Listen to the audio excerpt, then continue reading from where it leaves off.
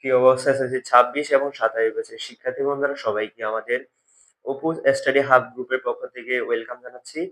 তো আমরা হচ্ছে তোমাদের এসএসসি 26 এবং 27 ব্যাচকে টার্গেট করে আমরা সাধারণ গণিতের ও অধ্যায়ভিত্তিক ক্লাস করছিলাম। তো অধ্যায়ভিত্তিক ক্লাসের আজকের পর্বে আমরা সাধারণ গণিতের 16.3 এর ক্লাস করব। অর্থাৎ পরিমিতি এই চ্যাপ্টারটা তোমরা সবাই জানো যে তোমাদের এসএসসি লেভেলের জন্য সবচেয়ে গুরুত্বপূর্ণ একটা চ্যাপ্টার এবং কি অনেকে তোমরা হচ্ছে এই চ্যাপ্টারটা স্কিপ করো। এখন কথা হচ্ছে তোমরা যদি ভালো রেজাল্ট করতে চাও তাহলে এই যে চ্যাপ্টারটা এই চ্যাপ্টারটাকে তুমি স্কিপ করলে হবে না।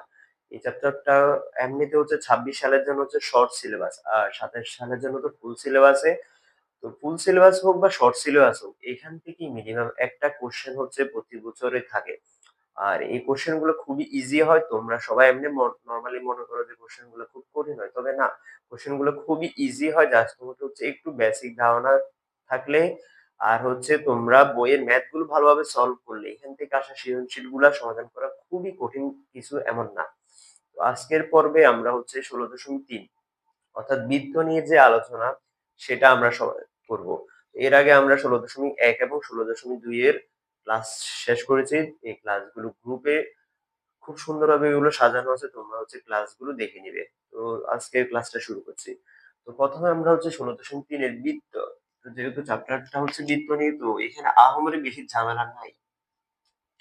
বৃত্ত যেহেতু জাস্ট বৃত্তটা যদি আমরা এখানে আঁকি একটা বৃত্ত, এটা হচ্ছে আমাদের একটা বৃত্ত। তো এই বৃত্তের মধ্যে জাস্ট আমাদের যা যা কি আছে ওইগুলা নিয়ে আমাদের আলোচনা করতে হবে। এখানে জাস্ট নরমালি তোমার জন্য 4টা সূত্র আছে।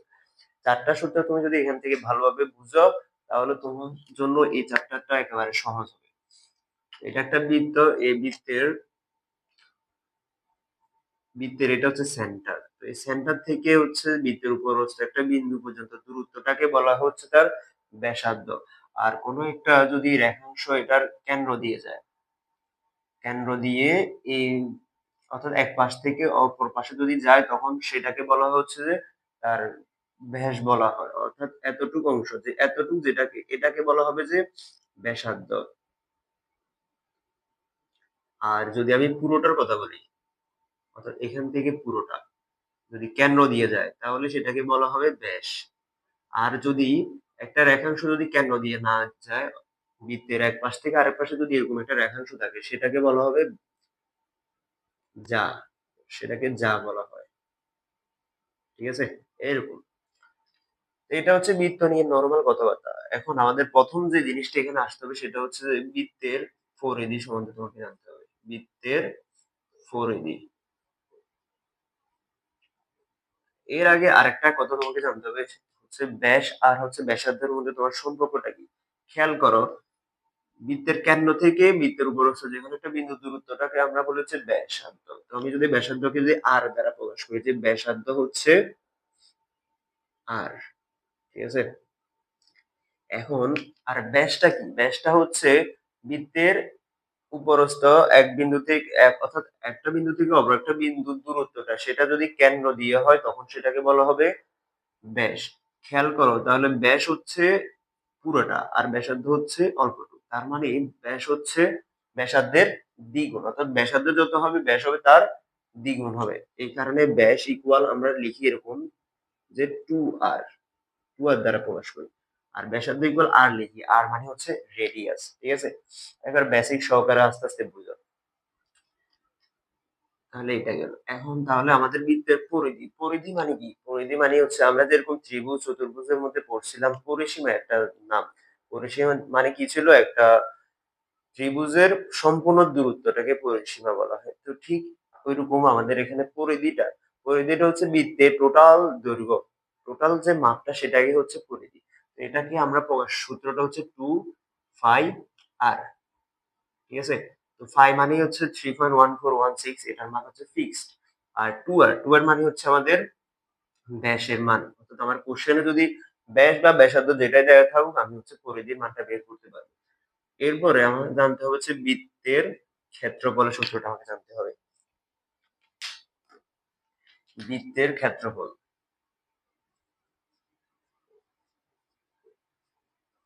বৃত্তের ক্ষেত্রফলের যে সূত্র সেটা হচ্ছে তোমরা সবাই ছোটবেলা থেকে পড়ে আসছো পাই আর স্কয়ার। ঠিক আছে, এটা কারো জানা নাই এরকম না। এটা সবাই জানো তোমরা। এরপরে এখানে নতুন ২ টা সূত্র আমরা শিখতে হবে এখানে। বৃত্ত, কলা আরেকটা হচ্ছে বৃত্তাংশ। বৃত্ত, কলার ক্ষেত্রফল। বৃত্ত, কলার ক্ষেত্রফল। এটা মানে হচ্ছে যে একটা বৃত্তকে তুমি যদি এই বৃত্তটাকে যদি একটা অংশে যদি তুমি ক্ষেত্রফল বের করো, সাপোজ এই অংশটুকু যদি আমি লাল কালি দিয়ে দেখাই, সাপোজ মনে করো সেন্টার দিয়ে এই এতটুকু অংশ, অর্থাৎ এই যে এতটুকু অংশ আছে, এই এতটুকু অংশ তুমি যদি হচ্ছে ক্ষেত্রফল বের করো, সেটা হচ্ছে বৃত্ত কলার ক্ষেত্রফল। এটা সূত্রটা হচ্ছে এরকম, theta divided by 360 degree into pi r square. এখানে থিটা মানে হচ্ছে যে এখানে যে আমি যেটা দেখাইছি, আরেকটা বৃত্ত আঁকি দেখাই। এটা হচ্ছে বৃত্তের একটা অংশ। এই অংশটাকে বলা হয় যে বৃত্তকলার ক্ষেত্রফল। এখানে যে কোণটা আছে এই কোণের মান। অর্থাৎ এটা যে এরকম হবে যে এরকম কথা না, এরকম হইতে পারে। যেকোনো মাপ হইতে পারে এটা। তাহলে এখানে যে থিটা যেটা থাকবে ওই থিটাটা হচ্ছে এই থিটা। অর্থাৎ থিটাকে তুমি ৩৬০ দিয়ে ভাগ করবা। তারপর হচ্ছে যে পাই আর স্কয়ার দ্বারা গুণ করলে হচ্ছে বৃত্তকলার ক্ষেত্রফলটা পেয়ে যাবা। এরপরে হচ্ছে বৃত্তাংশের দৈর্ঘ্য। বৃত্তাংশ অর্থাৎ বৃত্তের অংশ। তো অংশের দৈর্ঘ্যটা হচ্ছে, এটাকে s দ্বারা প্রকাশ করা সূত্র s equal pi r theta divided by হচ্ছে 180 degree. Pi r theta divided by 180 degree. এই 4টা সূত্র আমি আমার একটু দেখাচ্ছি। বৃত্তের পরিধির সূত্র হচ্ছে 2 পাই আর, ক্ষেত্রফল হচ্ছে পাই আর স্কয়ার। এরপরে বৃত্তকলার ক্ষেত্রফল হচ্ছে theta by 360 degree into pi r square. এরপর হচ্ছে বৃত্তাংশের দৈর্ঘ্য হচ্ছে s equal pi r theta into divided by 180 degree. এই 4টা হচ্ছে সূত্র। এই 4টা সূত্র যদি আমরা বুঝি, তাহলে এখান থেকে আমাদের কোশ্চেন যেভাবে দেওয়া হোক না কেন, আমরা জাস্ট একটু চিন্তা করবো, দেন হচ্ছে ম্যাথটা সলভ করতে পারবো। তো আমি হচ্ছে কিছু ম্যাথ দেখাবো এই অধ্যায় থেকে। তোমরা হচ্ছে খুব মনোযোগ সহকারে খাতা কলম নিয়ে ম্যাথ গুলো সলভ করো, আর যা যা করাবো সবগুলো একটু সুন্দর করে নোট করো। আশা করি এই ক্লাসটা তুমি যদি ভালো করে দেখো, তাহলে তোমার হচ্ছে পরিমিতির এই অধ্যায়ের কোনো সমস্যা থাকবে না।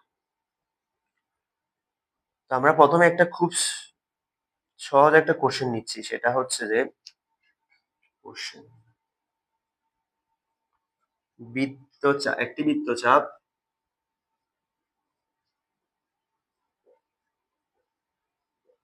একটি বৃত্তচাপ কেন্দ্রে 30 ডিগ্রি কোণ উৎপন্ন করে।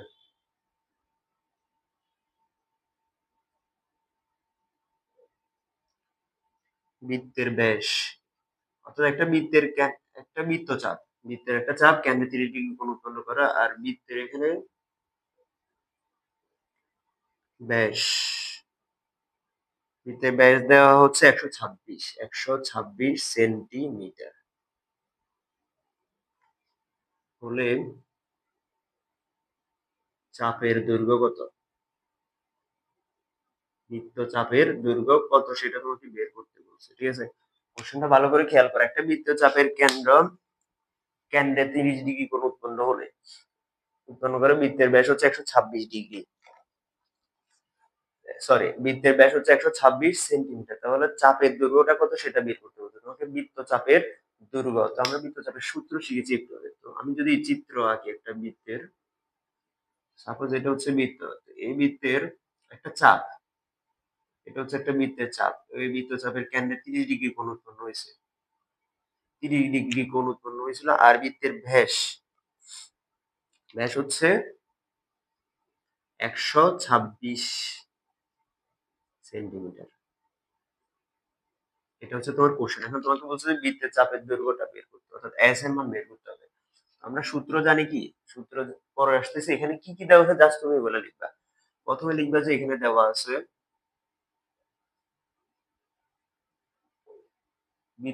উৎপন্ন কোণ, থিটা সমান, হচ্ছে 30 ডিগ্রি। এরপরে বৃত্তের ব্যাস দেওয়া আছে, বৃত্তের ব্যাস সমান সমান এটাকে 2r দ্বারা প্রকাশ করা হয়, সেটা হচ্ছে 126 সেন্টিমিটার।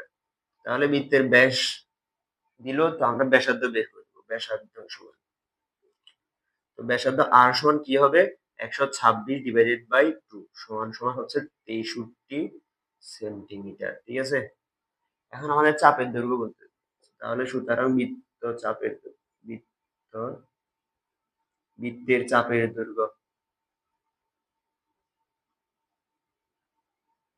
দৈর্ঘ্য S equal pi r theta divided by 180 degree. ঠিক আছে, এবার জাস্ট দেখো বৃত্তচাপের জন্য আমাদের কি কি দেওয়া আছে। এখানে থিটার মান আছে 30, আর এর মান আছে, জাস্ট আমরা সূত্র লিখছি, এবার মান বসাবো।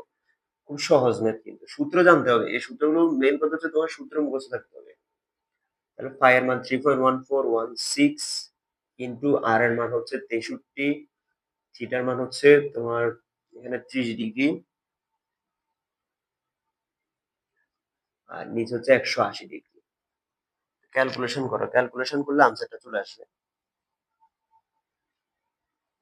তাহলে 3.1416 ইন্টু হচ্ছে 63 ইন্টু 30 ডিভাইডেড বাই 160, আনসারটা হচ্ছে 32.98 সেন্টিমিটার। এটা হচ্ছে আমাদের এই ম্যাথের আনসার। খুব সহজ ছিল, কিন্তু বেশি কঠিন আমরা ম্যাথ করাই নাই। এর পরবর্তীতে আমরা আরেকটা ম্যাথে চলে যাচ্ছি। তোমরা ম্যাথটা ভিডিওটা পজ করে ম্যাথটা তুলে নিবে।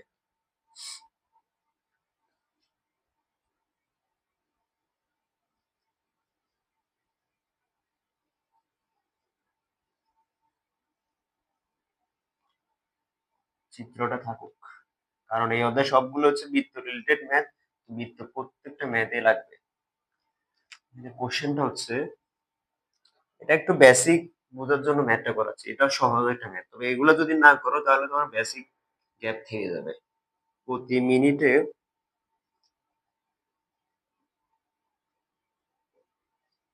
লাল কালি দিয়ে লিখলে কোশ্চেনটা ভালো বুঝবে। প্রতি মিনিটে 66 মিটার বেগে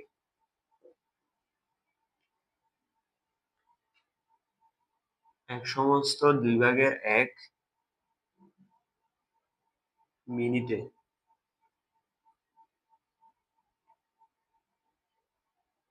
একটি ঘোড়া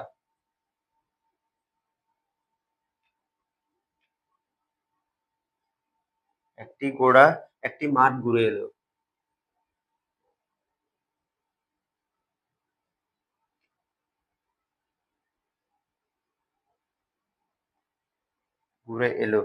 ওই মাঠের ব্যাস নির্ণয় করো। ওই মাঠের ব্যাস কত? এটা হচ্ছে আমাদের কোশ্চেন।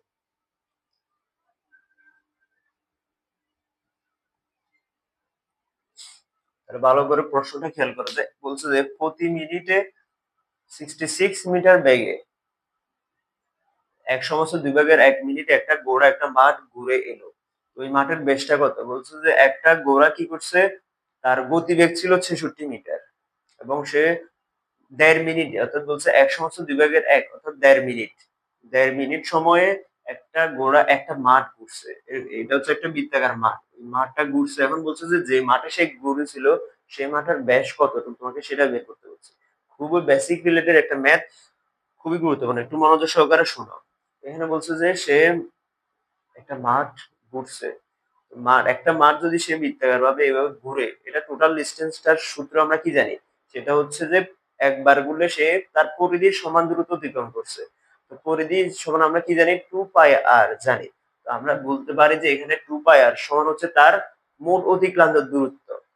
এখন সে মোট কতটুকু দূরত্ব গেছে সেটা আমাদেরকে এখন বের করতে হবে। তো আমরা পদার্থবিজ্ঞানের যদি চিন্তা করি, বা আমরা যদি বিজ্ঞান হিসেবে চিন্তা করি, যে কোনো একটা গাড়ি বা একটা বস্তু বা যেকোনো একটা বিষয়ের বা যেকোনো কিছু একটা জিনিসের যদি বলি তার অতিক্রান্ত দূরত্ব, তো আমাদের যদি তার বেগের মান হচ্ছে সময় দেওয়া থাকে, অর্থাৎ একটা নির্দিষ্ট দূরত্ব সে কতটুকু সময়ে গেছে সেটা যদি আমাদের দেওয়া থাকে, তাহলে আমরা হচ্ছে তার অতিক্রান্ত দূরত্বটা বের করতে পারি।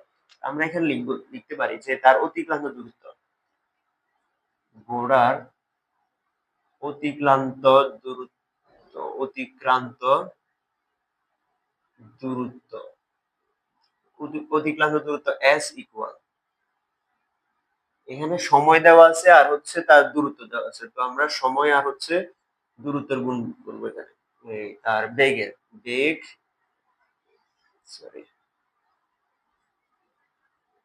বেগ আর হচ্ছে সময়, অর্থাৎ সে কত বেগে গেছে আর হচ্ছে কত মিনিটে গেছে, ওইটাকে যদি আমরা গুণ করি তাহলে হচ্ছে তার অতিক্রান্ত দূরত্বটা আমরা পেয়ে যাব। তাহলে আমরা এখানে তার বেগ পেয়েছি হচ্ছে 66 মিটার। আর সময় হচ্ছে এক সমস্ত দুই ভাগের 1 মিনিট, অর্থাৎ এখানে 66 ইনটু হচ্ছে 1.5, 1.5 মিনিট। আমি যদি এটাকে গুণ করি তাহলে আমরা এখানে পেয়ে যাচ্ছি হচ্ছে 99। তাহলে 99 মিটার সে অতিক্রান্ত দূরত্ব অতিক্রম করছে। তার মানে তার যে বৃত্তটা সে একবার ঘুরছে এটা পরিধি হচ্ছে তোমার 2 পাই আর সমান হচ্ছে 99 মিটার, কারণ সে যে বৃত্তটা ঘুরেছিল ওই বৃত্তের পরিধিটা হচ্ছে কতটুকু, 99 মিটার, কারণ সে এতটুকু দূরত্ব ঘুরছে। তার মানে সে একবার ঘুরছে যতটুকু দূর, যে বৃত্তটা সেটা হচ্ছে 99 মিটার। তাহলে আমরা বলতে পারি যে এখন 2 পাই আর ইকুয়াল হচ্ছে 99 মিটার। আমাদের কোশ্চেনে বলছে আমাদেরকে মাঠের ব্যাস বের করতে, তো ব্যাস মানে হচ্ছে কি 2 আর, তো আমরা 2 আর এর মানটা বের করে দিলে হয়ে যাচ্ছে। তাহলে 2 আর ইকুয়াল 99 ডিভাইডেড বাই হচ্ছে 5, তাহলে 99 ডিভাইডেড বাই 3.1416, তাহলে এখান থেকে আনসারটা চলে আসতেছে আমাদের 31 হচ্ছে 51 মিটার। ঠিক আছে, এটা হচ্ছে আমাদের এই কোশ্চেনটার আনসার। আশা করি তোমরা বুঝতে পেরেছো খেলা। এর পরবর্তীতে আমরা আরেকটা ম্যাথে চলে যাচ্ছি।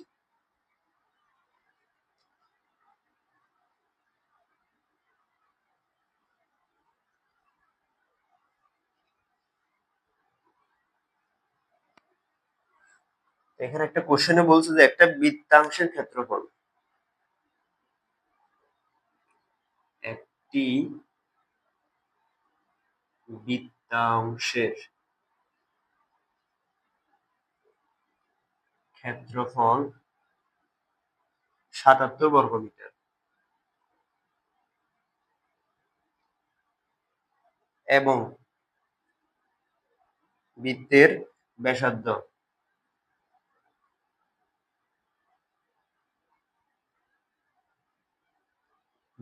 ব্যাসার্ধ হচ্ছে 21 মিটার। কোশ্চেনে বলছে যে বৃত্তটির কেন্দ্রে উৎপন্ন কোণ এর মান কত?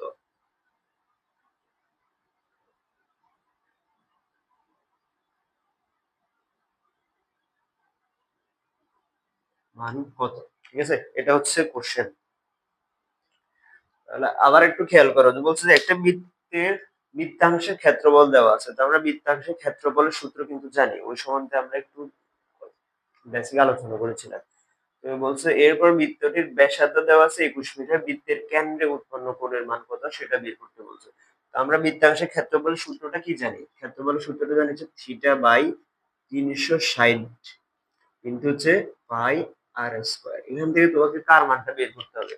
তোমাকে বলছে বৃত্তের কেন্দ্রে উৎপন্ন কোণের মান, তার মানে হচ্ছে তোমাকে থিটার মানটা বের করতে হবে, থিটার মান। আর তোমার কাছে ক্ষেত্রফল আছে আর হচ্ছে আর এর মানও আছে, সবকিছু আছে, জাস্ট তুমি হচ্ছে মানটা বের করবা। তাহলে আমরা লিখবো যে এখানে বৃত্তাংশের ক্ষেত্রফল,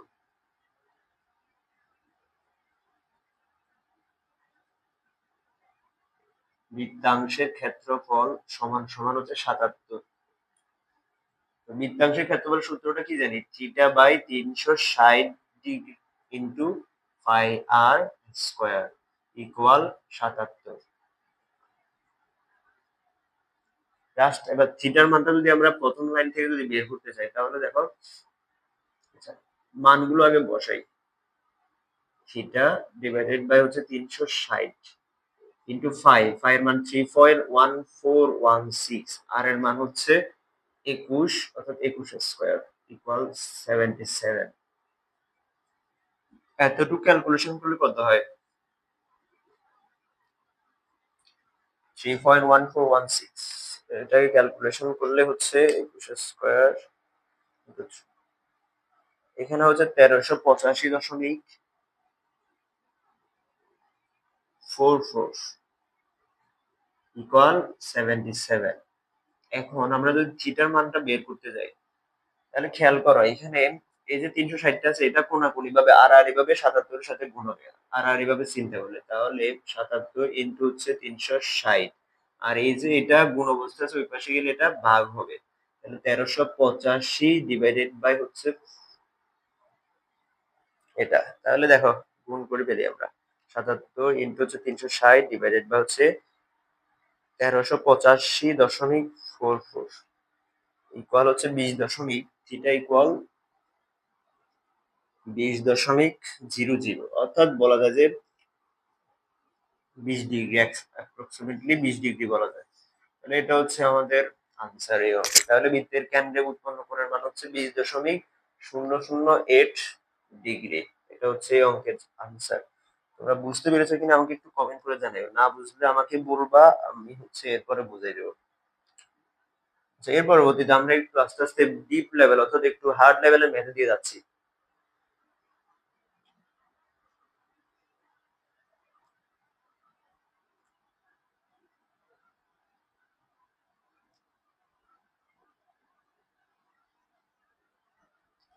এরপরে 4 নাম্বার ম্যাথ, আমাদের আজকে 4 নাম্বার ম্যাথ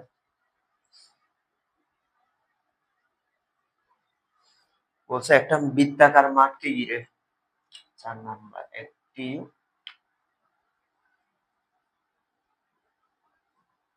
বৃত্তাকার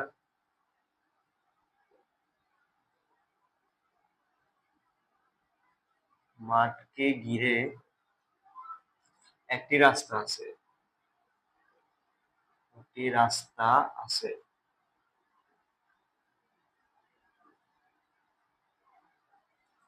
রাস্তাটির ভিতরে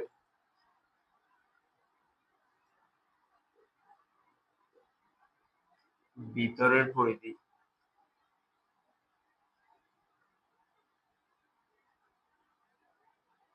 রাস্তাটার ভিতরের পরিধি অপেক্ষা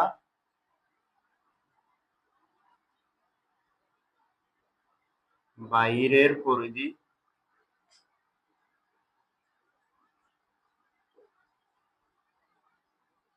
44 মিটার বড়। বলছে রাস্তাটির প্রস্থ বের করতে।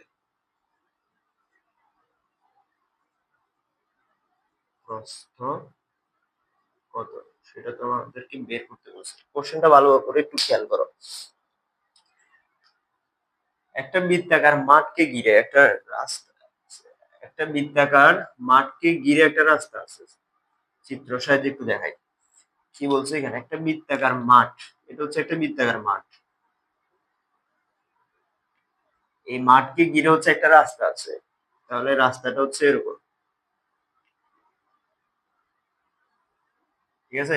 এটা হচ্ছে রাস্তা, এটা হচ্ছে রাস্তা, এটা হচ্ছে বৃত্তাকার মাঠ, লিখে দিই এটা হচ্ছে মাঠ, রাস্তা, ঠিক আছে?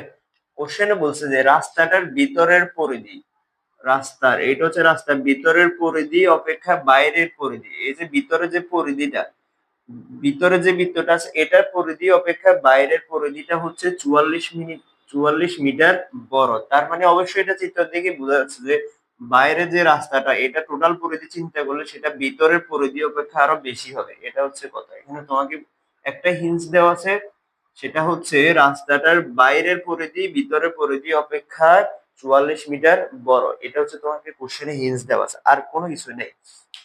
তোমাকে হচ্ছে এখানে কার মান বের করতে হবে? রাস্তাটার প্রস্থের মান বের করতে হবে। রাস্তার প্রস্থের মান হচ্ছে এখানে তোমাকে রাস্তাটা এই যে প্রস্থটা এটা কতটুক, এখানে যে ডিস্টেন্সটা অর্থাৎ রাস্তাটা কতটুক চওড়া তোমাকে সেটা বের করতে হবে। এটা হচ্ছে তোমার প্রস্থ, এটার মান তোমাকে বের করতে হবে। এটা হচ্ছে তোমার কোশ্চেনের মূল টার্গেট। তো তুমি কি করবা এখন খেয়াল করো, তোমাকে দুইটা বৃত্ত আছে, একটা হচ্ছে মাঠ আরেকটা হচ্ছে রাস্তার মাঠ সহ হচ্ছে একটা বৃত্ত, দুইটা আছে। খেয়াল করো, আমি যদি বলি যে এই যে ছোট যে মাঠ আছে, এই মাঠের ব্যাসার্ধ হচ্ছে ছোট আর, আর যদি বলি যে রাস্তার সহ হচ্ছে তোমার ব্যাসার্ধ, তাহলে সেটা হচ্ছে বড় আর হিসেবে নাম দিলাম, ক্যাপিটাল আর, আর একটা হচ্ছে স্মল লেটার আর। ঠিক আছে, রাস্তার জন্য যদি বলি, রাস্তার জন্য ব্যাসার্ধ হচ্ছে আর, আর মাঠের জন্য ব্যাসার্ধ হচ্ছে ছোট আর। এখন আমাকে বলছে যে রাস্তা সহ যে পরিধিটা এটা বড় হবে, আর ভিতরে মাঠের যে পরিধিটা সেটা কম হবে। এখানে বলছে যে এটা ৪৪ মিটার বড়। আমি এখানে লিখবো যে এখানে রাস্তা সহ বৃত্তের পরিধি,